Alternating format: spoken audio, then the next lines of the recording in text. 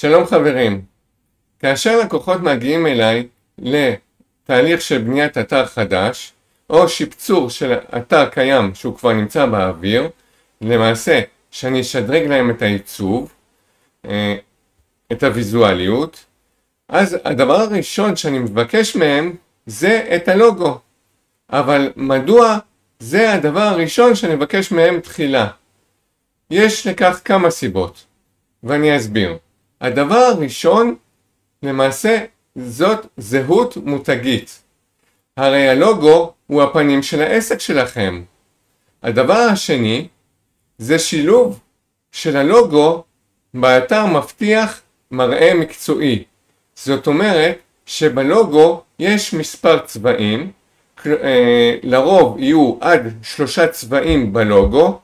אני דוגם מתוך הלוגו את הצבעים, ואני פורס ומשתמש בצבעים המדויקים של הלוגו באתר כולו.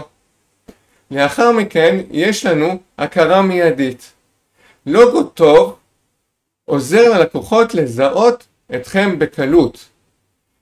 ברגע שהלוגו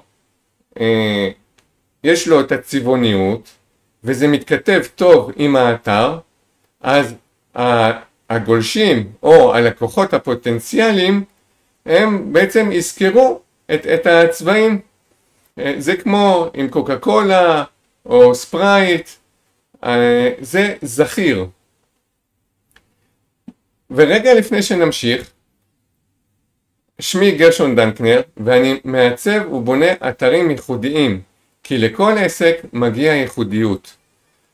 עם 15 שנות ניסיון במקצוע, ואם אתם רוצים אתר שבאמת מייצג את העסק שלכם, אז אתם במקום הנכון.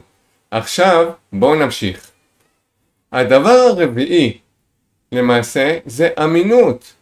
אתר עם הלוגו הוא נראה מאוד אמין ומקצועי. והדבר האחרון הוא בידול. הלוגו למעשה מבדל אתכם מהמתחרים. אז תזכרו, הלוגו הוא השקעה מאוד מאוד חשובה בעסק שלכם. אם אין לכם, אז כדאי לשקול ליצור אחד כזה. שיהיה לכם, שייצג אתכם, שיבדל אתכם. אז אהבתם את הטיפ? תלחצו לייק ותשתפו.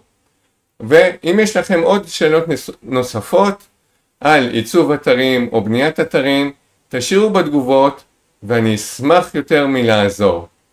גרשון דנקנר מעצב ובונה אתרים, כי לכל עסק מגיע ייחודיות.